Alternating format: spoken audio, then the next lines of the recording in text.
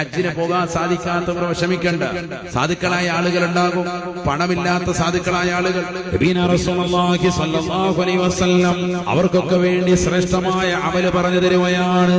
ആദരവായ റസൂലുള്ളാഹി സ്വല്ലല്ലാഹു അലൈഹി വസല്ലം തങ്ങളുടെ ചാരത്ത് വന്നുകൊണ്ട് സാധുക്കളായ പട്ടിണി പാവങ്ങളായ സ്വഹാബത്ത് വന്നുകൊണ്ട് സങ്കടം പറയുകയാണ്.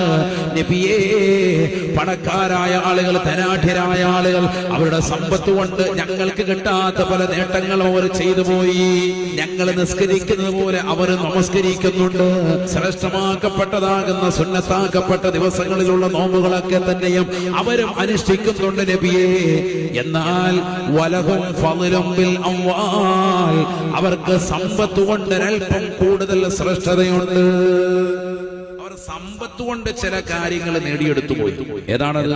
നബി സല്ലല്ലാഹു അലൈഹി വസല്ലം തങ്ങളോട് പറയുകയാണ്, യതസദ്ദഖൂന വയഅ്തമിറൂന വയഹജ്ജൂന. അവർ ഹജ്ജ് ചെയ്യുന്നുണ്ട്, ഉംറ നിർവഹിക്കുന്നുണ്ട്, അവർ സദഖ ചെയ്യുന്നുണ്ട്. റസൂലേ, ഞങ്ങൾക്കതിന് പറ്റുന്നില്ല ഹബീബേ, ഞങ്ങൾ സാധുക്കളാണ്, പാവങ്ങളാണ്. പണക്കാരായ ആളുകൾ അവരുടെ സമ്പത്ത് കൊണ്ട് സദഖയിൽ മുൻകടക്കുന്നു, അവരുടെ സമ്പത്ത് കൊണ്ട് ഉംറ ചെയ്യുന്നു, അവരുടെ സമ്പത്ത് കൊണ്ട് പരിശുദ്ധ മക്കയിലെത്തി ഹജ്ജ് ചെയ്യുന്നു.